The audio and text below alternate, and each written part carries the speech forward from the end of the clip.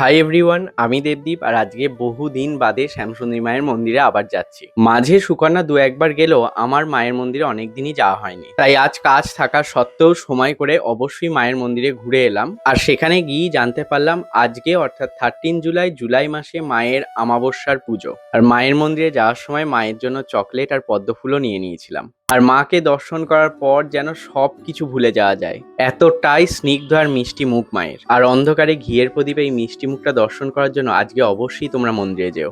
জয় মা শ্যামসুন্দরী।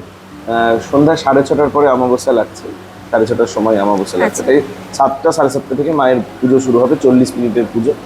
আপনারা সবাই আসবেন মায়ের কাছে।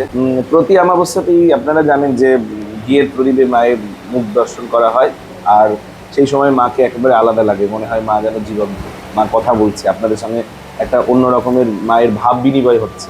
তো এই দিনটা সেই দিনই, প্রতি মাসের অমাবস্যায় যেমন মাকে বিশেষ দর্শন হয়, এই দিনও সেই, মানে অর্থাৎ কালকে সেই দর্শন করবার দিন। জয় মা শ্যামসুন্দরী।